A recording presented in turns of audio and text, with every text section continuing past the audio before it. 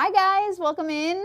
I'm Haley, the store manager, and I'm going to be doing the demo today. So today we're going to be doing rings, and I'm going to be showing you how to start and finish your rings. We're going to do the second half of this next Wednesday, so tune in for that. Today we're going to start with a stainless steel inlay channel ring. Now here you can see I have this already painted up. I painted it with some nail polish, and I'll be using a couple different types of materials. You can use nail polish for those painting your inlay channel. It gives it a different look depending on what stones you use. Some people like the silver background, some people like, you know, a black background or a white depending on what you want. I'm doing greens and blues, so a nice contrast to that is an orange. So I decided to do an orange background. We're also going to be using UV resin, a ring maker station, and some like stones and stuff like that. I've got, just to let you know what I'm using today, I have some green Goldstone, some Abalone, small crushed Abalone, and some man-made Opal. So getting right into it, the first step you're going to want to do is take some of your UV resin. Now we do use UV resin here, and we recommend that. Some people use like CA glue or things like that, but we like to use UV resin because it's really like a race against the clock with CA glue. So with this, you can, you know, manipulate it as long as you would like without worrying about it drying or curing. If you guys have any questions, please let us know, type it in the chat, and we can get those answered for you. We love to chit chat. So what I'm starting with, so you can see as I'm starting here, you're gonna want to just take your paintbrush, any sort of paintbrush you have, like a cheap one, and dip it in that little dab of UV resin you've got going, and just slightly paint in a small section covered in UV resin. Now, you don't have to worry about it being like too much or anything like that, because we are not worrying about the drying time, because we have UV flashlights that'll cure it whenever we want to cure it. So we can work with this as long as we need. And you can see here I've got all of my stones, materials in little piles here on my working station. I like to do this just because it's easier to take them out if they're in a little pile here. And this little station is very helpful for that. And you can fill in your ring with really whatever you want to fill in there with. I've seen people do like all sorts of things like fishing hooks, small tiny fishing hooks. I've seen like memorial rings being made with like ashes for like an animal or something like that. I've seen all sorts of things being placed in there. Actually, a past employee of ours does like small nail stickers, like little smiley faces or little like guns and stuff like that in her rings, and they always turn out pretty good. And you'll just want to be placing them in. You can do individually. I know some people have different methods. This is how I do it. I just place them in individually as I go. And I like to be in control of where the stones go. Some people like to just throw them in there. I'm kind of meticulous about it. It is very like tedious work if you're into that, which I am. So lucky me, I get to do this demo. We also have like, I use these glasses a lot. I don't know if you can see. Put them down like, yep, up a little bit, down, there you go. These guys right here, yeah, that's very useful for me when I'm like being very meticulous and I want to make sure every stone is exactly where I need it to be. So that's like a pretty good tip that I have for people who aren't sure if their rings are turning out as exactly as they want them to be. Would be those glasses. Rick Timmerman says that he's going to be making wedding bands soon. Oh, wedding bands. So Rick Timmerman, I don't know if you heard that, said that he was going to be making wedding bands soon. That is a big commitment. I'm always scared of that kind of stuff personally, but I always see people make them and they turn out so beautiful. But that's such a joyous occasion to be making a ring for, I think. And making a ring can be really easy, especially when it's like so hot outside and you want to go ahead and stay in stores and not be out in the shop if you're unlucky enough like us to have a non-air conditioned shop. So doing this like inside on your kitchen table or wherever you find space can be a great way to beat that heat, I find.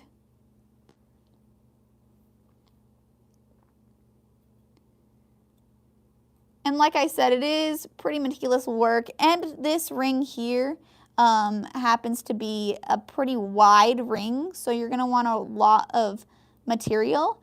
And of course you can do a ring of any size and shape. We have like 4mm rings that are quite small versus these wide, large 8mm rings. So whatever your taste is.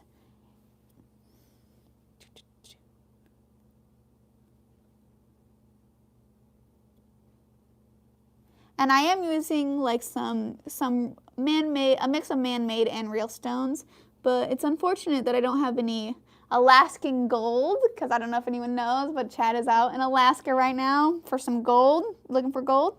Hopefully he brings us back some.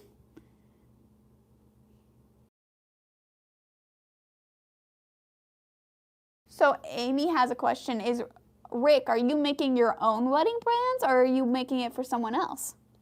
Yeah, is congrats in order? That's a good point there.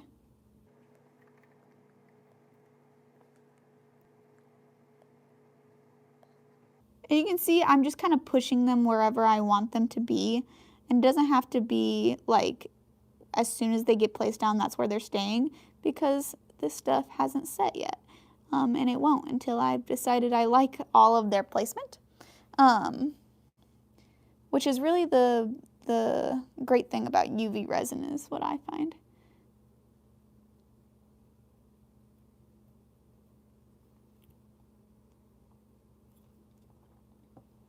And you can see that small section there of how that turns out right there. Perfect. And you'll want to make sure as you go along, see there's one right above that lip of that channel, and I'm going to want to make sure everything is flat underneath the two lips of the channel, just so that when I'm flattening it out and polishing it, it doesn't erode any of the stones or any of the material that you have inside of there, because it will make them dull. So you want everything underneath your layer of resin, so that everything is shiny and nice and looks good. So just be cautious as you're going through. Make sure nothing is peeking up over them. Everything is nice and flat. It is his own. He's getting married next year. Getting married next year? Well, congratulations, Rick. That is some great news. I love weddings. Always have. And if you are interested in doing like a ring like this, but you've never really done one and you're not sure if you would like it or not, you don't need a mandrel like this. You can make like a chuck or some sort of like jam chuck to hold your ring inside of. You know, get crafty with it just to see if maybe it's like something that you're into.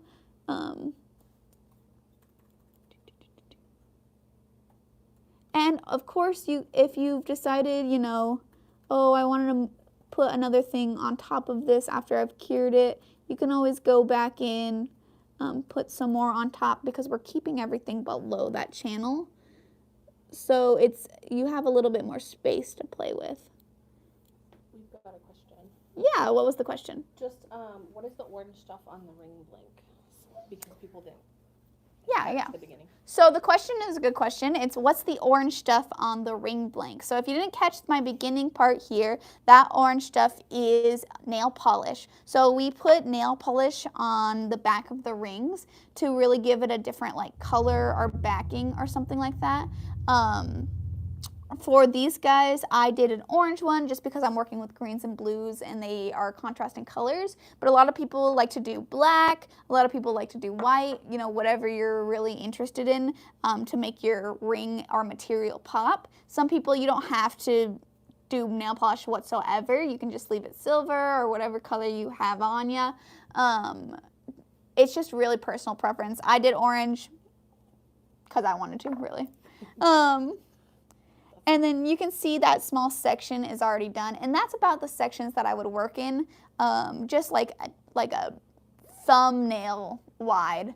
And then I would go ahead and just cure this little section, and you'll just want to go for like 30 to 60 seconds on there, make sure everything's cured down, and then you would move on to the next small section. Yeah, of course. So the question was, can I go over again what stones I'm using? So here I have a Goldstone in this green, and then I have a small crushed Abalone, which is like the pale colors that I'm using. And then I am using I believe this is 02, which is a Opal that we have in stock. So if you guys are looking for those ones, those are the ones that I'm using. They are pretty fun colors. I like them a lot. Questions? And these are some pretty good questions, guys, by the way. So this part is completely cured. This one's all packed down. So you would just go in with some more of your UV resin and go ahead and brush on another little section. It's okay to get over the rocks that you already played with. Just so you can like layer a little bit more so the two are seamless. And I like to make sure it's a pretty good glob of UV resin on there, just so I have enough to stick on there, because you don't want it to stick to your tweezers as much as you want it to like immediately sink down into that resin. I find that that's the most helpful.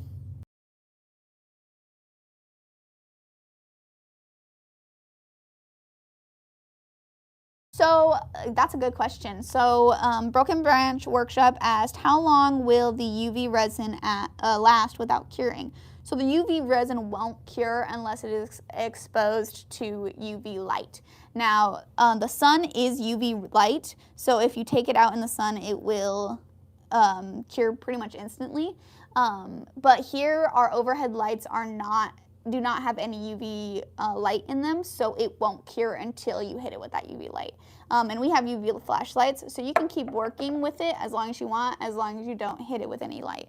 But we've had bottles that last like super long, so I wouldn't worry about that. As long as you're not leaving it in a clear bottle, I would leave it in like a opaque, dark bottle like this. It should last pretty good, and as long as it's not out in the heat or anywhere.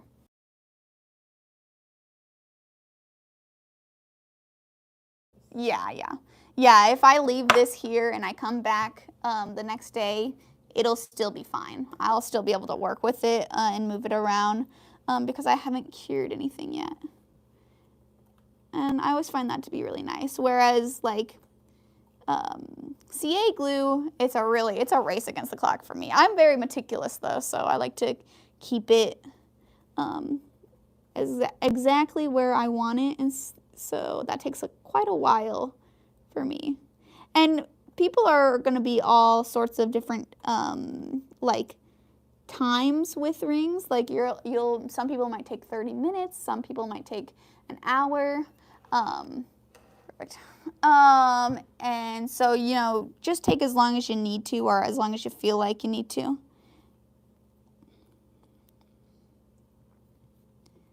And I've been making rings for like about a year now. So I'm by no means an expert or anything like that, but I feel like I do have a pretty good grasp. But if you are interested and you are local to Arizona, we do have a bunch of ring classes every month, if that's something like you could see yourself getting into. And that might be helpful if you want to find a way to start.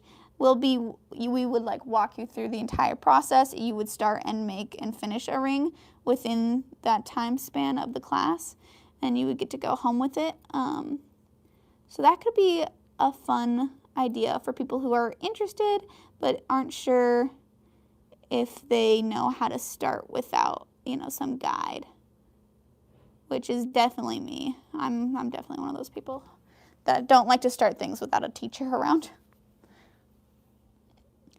And you can see I'm just kind of layering the rocks together, trying to make them look as like, I guess, uneven as possible within it to get the desired effect of like a gemstone or something like that.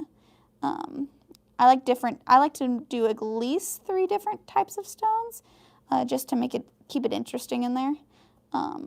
But people can do all sorts of things, and I've seen some amazing rings with like just 1 or 2 things or like a whole bunch of different types of stones. So it's really limited by your imagination. And again, I'm going to go through and I'm going to make it eye level so I can just see what is above the channel, so I can just flat that down so it doesn't become dull when I go to polish.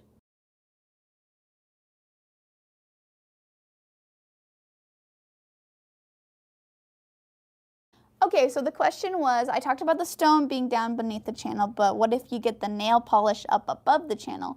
And that is completely okay. You can see here that I've got nail polish on top of the lip and everything like that. And you can get, nail polish, you can get stones up there. It's fine because they will be completely gone once you're done polishing, like sanding and polishing it. It'll just be that silver. So you don't want to have any stones on there, but if you like accidentally UV set a stone on there, it'll be gone. Don't worry about it. The nail polish will be gone. The UV resin will be gone. It'll be flat with the rest of it.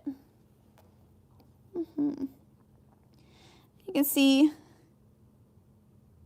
almost done with this section, and then I would just go ahead and hit that with another bit of a UV flashlight.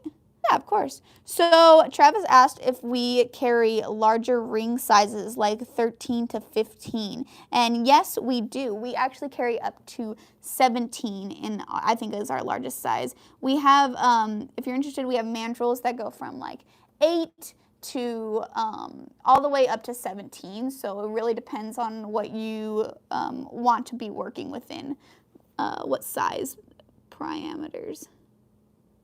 And I'm just gonna, again, make sure everything's flat.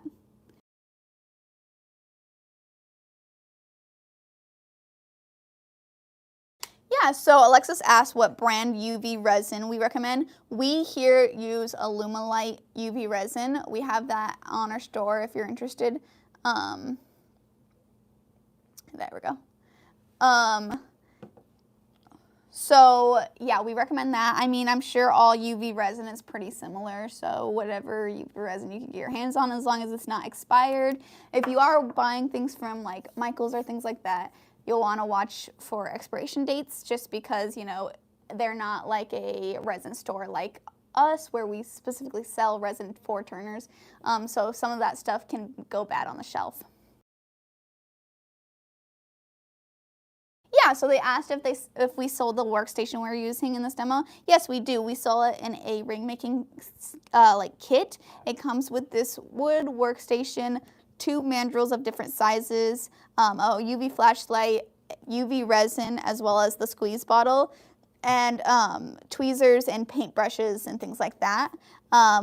And then we sell all of our stones and stuff like that separately. So it's a pretty good starter set if you're looking to getting into ring making. And you can see I've done this much with here, but you would want to, keep on with the small, like, nail size sections, keep going and all the way around until you made the end. And then what you want to do is cover the whole thing in UV. And because this is, movie magic over here, we already have one already fully placed completely, except for the UV resin, which is the next step. So you can see here I did a pretty identical ring here. It's a smaller channel size, so this is the 4mm, and you can see the difference between the two here. So if you're looking for like a wider, we also have a 6mm available. So whichever one would fit your needs and stuff like that, but that's a good way to see the differences. And I made this ring with the same exact materials as I made that ring with. So for this step, after you've covered the whole thing with the material you want to cover it in, we're going to go into the step of filling it with UV resin. So what I like to do is usually place on the glasses that I showed you earlier and take my UV resin in my bottle and kind of go in small sections, just filling completely, and take my thing and make sure there's no bubbles.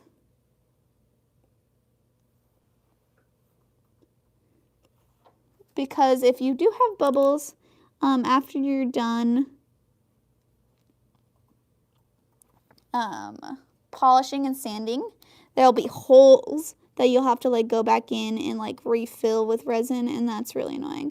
And you're gonna want to like really build up the resin just so you can get enough to like polish it flat, because you don't want anything underneath the lip. And I like that amount, so I'm just gonna hit it with some UV resin for a quick second, and then I'll go in and fill some more resin in.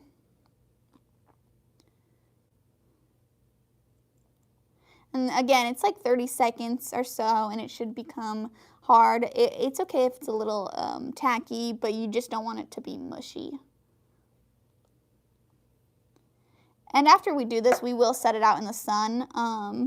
And we're you know, lucky enough to be living in Arizona, so our sun is very bright and always out, so it takes care of that pretty well. But if you do not have any sun near you where you're at, no worries, just leave it on that UV resin flashlight for a little bit longer, and it should take care of any and all of the tackiness or mushiness.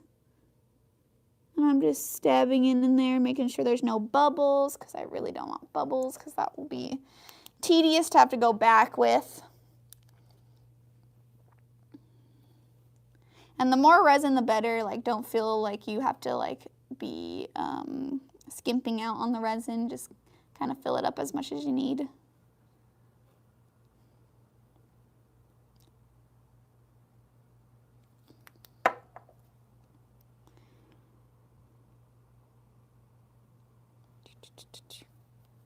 And then I'm just going to go back in, find another small section.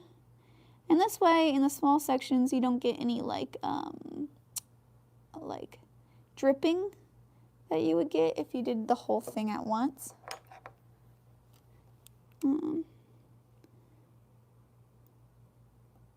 And then I can like really focus and make sure there's no holes anywhere.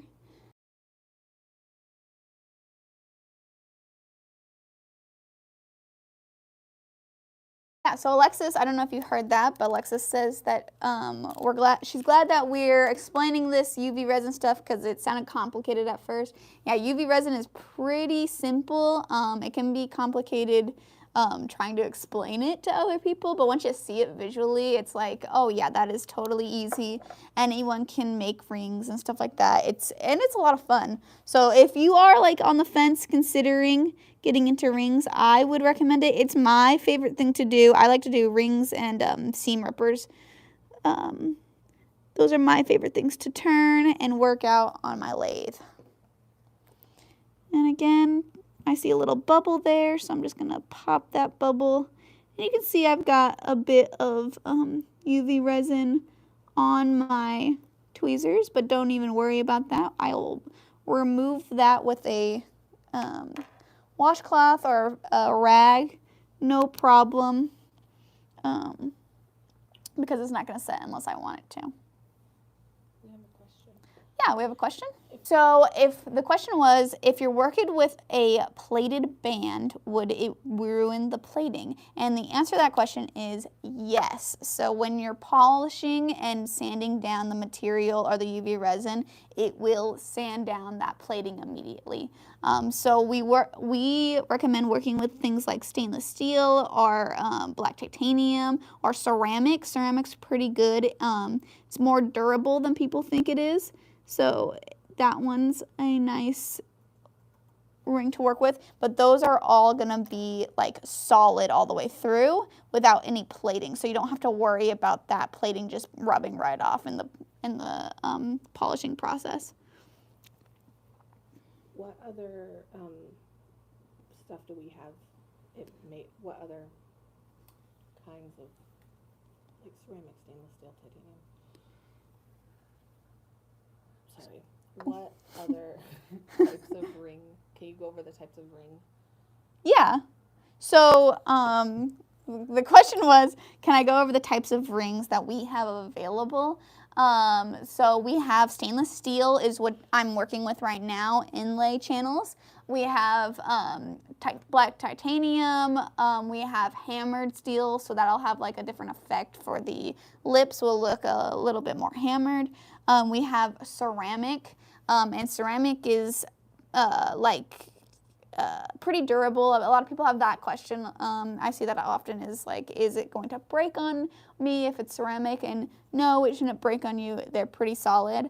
We have two different types. We have inlay channels as well as comfort cores. So comfort cores is a little bit different of a ring. You're not going to be placing stones around it, but you will be hollowing out a like wooden middle to create, you know, a center for the ring to be slipped into, and then you'll turn that outside bit, which is a bit of a different process. We do have videos on it on our YouTube, so if you're curious about that process, please go check those out. It'll be right on there. You can just go ahead and look for those guys. So Myra asked, when I do seam rippers, do I add inlay channels to them? So for my seam rippers, I like to do like the flower blanks. So I use like a pen blank for those guys. And you could very theoretically just make an inlay channel for that like pen blank, but you know, you could do whatever you wanted with that pen blank. And that would be a very cool idea, actually. I've seen people make like small channels for their pens or anything like that. And like fill them in with like gold nuggets or something like that, just if you wanted a really fancy pen. So now that I've got basically everything going, I'm just gonna go around and look and make sure there's nothing like underneath the lip. Like there's no resin that dips too far underneath the lip. Everything seems to be, I'm gonna actually squeeze some more right there. And Robin asked, would you still use the UV resin for thin veneer wood inlays, or would you suggest CA glue? So Robin asked if I would still use UV resin for thin veneer wood inlays, or would I still use UV glue? I would still use UV glue unless you are using like a mica powder you're trying to put in there, and then I would use like an epoxy, because UV glue works. UV resin, sorry, works great with like material like this. If you're trying to mix something in it, I would recommend epoxy, just because you can't see. If the light can't shine all the way through the UV resin, it won't harden fully. So epoxy is great for that, but if you're putting little like stones in your like wood, go ahead, use this. It'll be great. It'll be very easy, and it'll look great probably. So there you have it. You see I've got everything nice and like built up around the lip of the channel. Very thick, so I have a lot of room to push down with when I'm,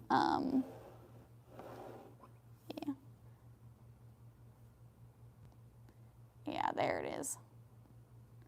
Perfect. So it'll be all like built up for that and stuff like that.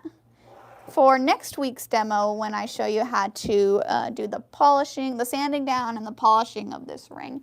So what you would want to do at this point is go ahead and leave it out in the sun for a couple minutes, or hit it with that UV resin all the way around for a couple minutes. Either way would be great. If we have any other questions while we're heading out, we'd be happy to help out and answer those. Amy, I have a question for you. Do you do rings? Do you like doing rings? I love doing rings. They're so much fun. Amy says she loves doing rings. They're fun for her too. I think about everyone here does rings, and we have a lot of fun doing them. Especially at the classes, it's a lot of fun having everyone like come together at the table and work on their own stations and get to chit chat and work as you go. Yeah, so that's a good question. Amy asked if I can go over the finishing process just in case anyone can't tune in next week. So how you would start this is you would take this to your lathe, and then you would want to bring down all of this resin with like, I would recommend like a 600 to 800 grit sandpaper. Now you could do something like a 400 grit sandpaper if it's really, really built up, but we would recommend going really light with that, not going too much, because if it's really rough, it'll carve in grooves that you really can't get out with the polishing process, and you would have to go back over with UV resin and start again, essentially. So like keep it 600 to 800, and you'll want to get it pretty flush with your the two lips of your inlay channel. Wet sand or dry sand? Wet sand. So I recommend wet sanding. It's the easiest way to go about it. Keep it wet, keep it moving. You don't need that much pressure. You'll just want to feel it kind of heat up, and then just like redip your sanding paper and keep it pretty soaking as you go. And then you would move on once you get it like flush with the two rings, and you'll know you got it flush when you see that like there's no more UV resin or there's no more like nail polish on the lip of your rings. So it'll be all gone. It'll be completely like silver or black titanium or ceramic or whatever you're using, and there'll be no residue left. And then you would want to go through with your polishing. Now we use Zona paper, so really you would just take each one, you go in order, whatever color order it is. I think you start with like a green, you dip it in the water, keep it going for like 30 seconds to like a minute with each one. 30 seconds, perfectly fine. A minute, even better. With each sanding paper, just go up through the colors until you reach the end, and then by the end it'll look great. You can put on some ring bling, which is optional, which we think is great. It really makes it pop. Just a light touch of it with like a paper towel or something like that. You don't want to go too hard with that paper towel because it could create some indents in that ring, but once you do that, it'll be great, it'll be perfect, and you're ready to wear it. We got a question. Yeah, one more question. Go ahead. Okay, so you made a ring with Opal and CA. So, and you sanded with 12K and polished. Zona goes all the way up to 22,000. Yeah, so because Zona goes up to 22,000. So did you start with 12K and then polish with Zona, or was the last one you got 12K? Because you would want a much higher, like 22,000 is like the end goal, plus some ring bling. Or like even spending more time with it, or even like trying UV resin instead of CA glue, because I know if there's moisture in the air and CA glue is involved, it can get cloudy. So that it really is a lot of like factors that could be happening.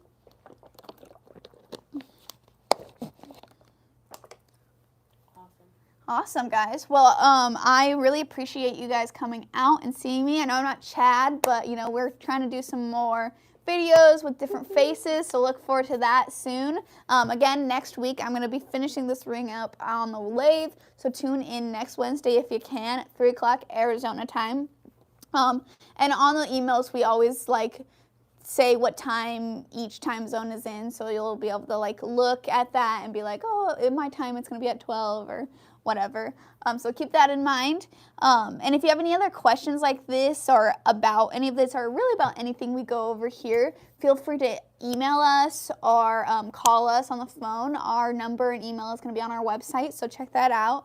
And all of this will be a live video you can watch later. We also have more videos on rings coming out soon than I did, and we have a lot more content in store. So keep an eye out for that, guys, and for any deals coming up in our store. again, if you need to, you know, ask us anything, feel free to reach out. We'd love to help. But we really appreciate you guys and try to beat that heat.